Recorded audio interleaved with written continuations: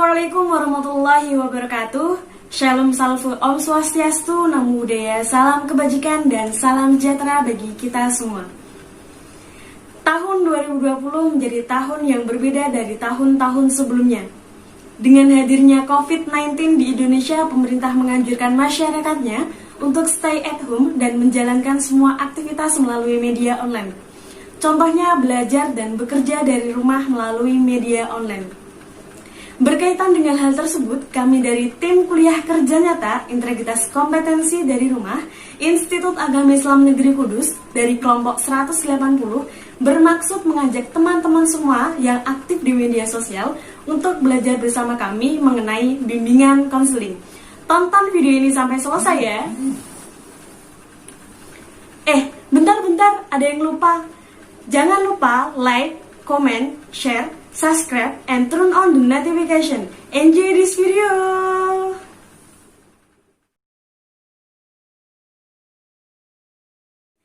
Hai!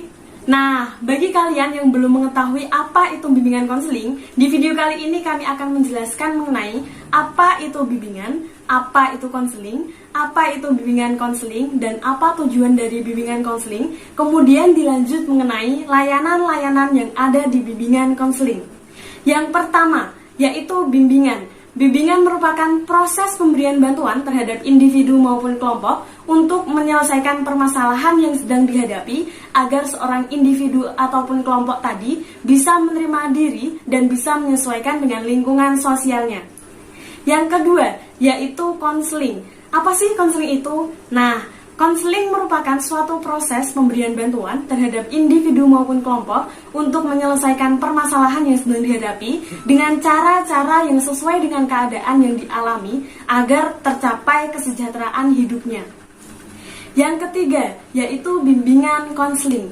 Bimbingan konseling merupakan serangkaian kegiatan berupa bantuan yang dilakukan oleh seorang ahli atau biasa dinamakan sebagai konselor pada proses konseling dengan cara tatap muka, baik secara individu maupun kelompok, dengan menggunakan cara-cara yang sesuai dan memberikan pengetahuan tambahan sesuai dengan permasalahan yang sedang dihadapi klien atau konseli secara terus-menerus dan sistematis. Nah, dalam proses konseling ada dua pihak. Yang pertama ada konselor. Konselor yaitu orang yang membantu menyelesaikan permasalahan, orang yang membimbing, orang yang mendorong, orang yang memandirikan seorang klien atau konseli. Kemudian konseli. Konseli di sini orang yang mempunyai permasalahan atau orang yang membutuhkan bantuan dari konselor. Kemudian tujuan dari bimbingan konseling. Nah, tujuan dari bimbingan konseling yaitu membantu klien atau konseli dalam memecahkan permasalahan yang sedang dihadapinya. Kemudian, membantu seorang klien dalam mengembangkan diri secara optimal agar bisa hidup bermasyarakat di lingkungan sosialnya. Yang ketiga, membantu klien untuk mencapai tujuan hidup pribadi di lingkungan sosial. Yang keempat, membantu klien agar bisa mencapai kehidupan yang produktif, efektif dalam lingkungan masyarakat. Yang kelima, membantu klien agar bisa menyesuaikan dengan individu-individu dalam berinteraksi di lingkungan sosialnya. Nah, yang terakhir, membantu klien untuk mencapai tujuan yang diinginkan sesuai dengan harapan atau kemampuan yang dimiliki oleh seorang klien. Nah, itu tadi sedikit mengenai bimbingan konseling dan kemudian akan dilanjut mengenai layanan-layanan yang ada di bimbingan konseling. Selanjutnya yaitu ada layanan bimbingan dan non-konseling. Lalu, apa itu layanan? Layanan adalah suatu tindakan sukarela dari satu pihak kepada pihak lain yang bertujuan hanya sekedar membantu, atau adanya permintaan dari pihak lain untuk membantu memenuhi kebutuhannya. Lalu, apa itu bimbingan dan konseling? Pada penjelasan sebelumnya kan sudah dijelaskan apa itu bimbingan dan konseling. Jadi, kita lewati saja ya. Dan untuk pengertian layanan bimbingan konseling sendiri yaitu pelayanan yang diberikan oleh konselor berupa bantuan atau pertolongan serta pengarahan kepada individu atau kelompok individu dalam menghindari atau mengatasi kesulitan di dalam hidupnya. Setelah mengetahui definisi dari layanan bimbingan konseling, lalu apa saja sih jenis-jenis layanan bimbingan konseling itu? Layanan bimbingan dan konseling itu ada 9 jenis. Yang pertama ada layanan orientasi, yang kedua layanan informasi, yang ketiga layanan penempatan dan penyaluran, yang keempat layanan penguasaan konten, yang kelima layanan konseling perorangan, yang keenam layanan bimbingan dan konseling kelompok, yang ketujuh layanan konsultasi, yang kedelapan ada layanan mediasi, dan yang terakhir, yang kesembilan, yaitu ada layanan advokasi. Untuk jenis layanan yang pertama, yaitu ada layanan orientasi. Apa itu layanan orientasi? Layanan orientasi adalah layanan bimbingan yang dilakukan untuk memperkenalkan siswa baru atau seseorang terhadap lingkungan yang baru dimasukinya. Layanan orientasi sendiri itu dibagi menjadi dua, yaitu yang pertama ada layanan di dalam sekolah, dan yang kedua ada layanan di luar sekolah. Untuk yang pertama ada layanan di dalam sekolah sendiri itu terkhusus untuk para siswa baru yang memasuki lingkungan baru yaitu sekolah. Jadi layanan orientasi di sekolah yaitu proses pengenalan siswa baru pada lingkungan sekolah maupun sistem-sistem pendidikan yang ada di sekolah. Yang kedua ada layanan orientasi di luar sekolah, yaitu layanan yang diberikan kepada seseorang yang memasuki lingkungan yang baru, misalnya pegawai pada tempat kerja yang baru, ataupun mantan narapidana yang baru keluar dari lapas, dan dia lalu masuk kepada lingkungan yang baru tersebut, yaitu lingkungan masyarakat.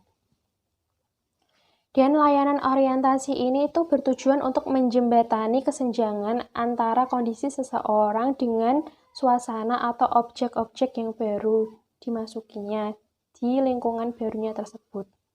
Orientasi ini itu bertujuan untuk menjembatani kesenjangan antara kondisi seseorang dengan suasana atau objek-objek yang baru dimasukinya di lingkungan barunya tersebut. Selanjutnya, layanan informasi. Layanan informasi merupakan sebuah layanan yang berisi mengenai informasi-informasi pada saat ini ataupun informasi untuk masa depan di dalam ruang lingkup kehidupan pribadi seseorang. Adapun tujuan dari layanan informasi adalah dikuasainya informasi tertentu oleh peserta atau klien. Lalu, mengapa pemberian informasi itu perlu? Apa alasannya? Yang pertama, membekali individu dengan berbagai pengetahuan tentang lingkungan yang diperlukan dalam memecahkan masalah yang dihadapinya.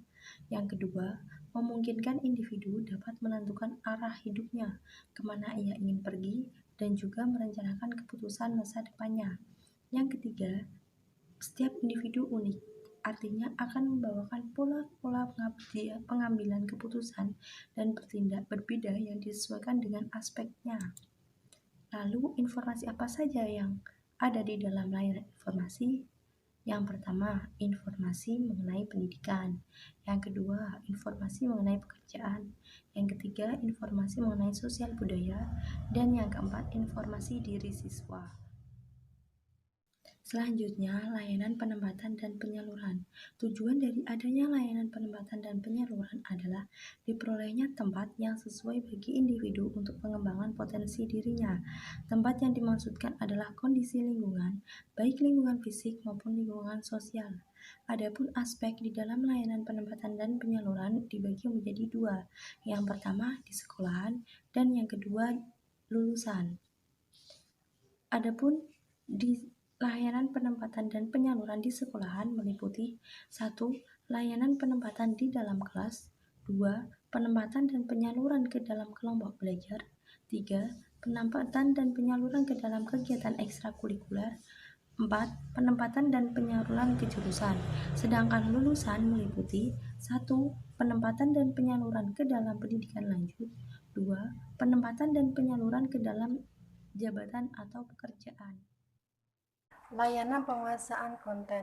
Layanan penguasaan konten merupakan layanan bantuan kepada individu atau kelompok untuk menguasai kemampuan atau kompetensi tertentu melalui kegiatan belajar.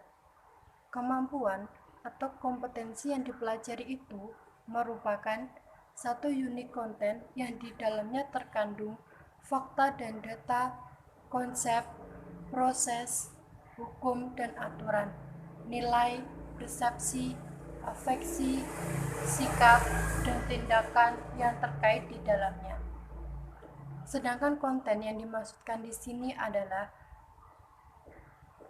satu unit materi yang menjadi pokok isi bahasan atau materi yang dikembangkan oleh guru pembimbing untuk diikuti dan dijalani oleh individu peserta layanan.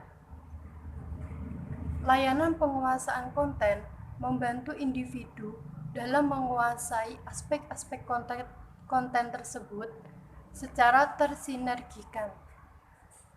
Dalam penguasaan konten, individu diharapkan mampu untuk memenuhi kebutuhannya serta dapat mengatasi masalah-masalah yang dialami.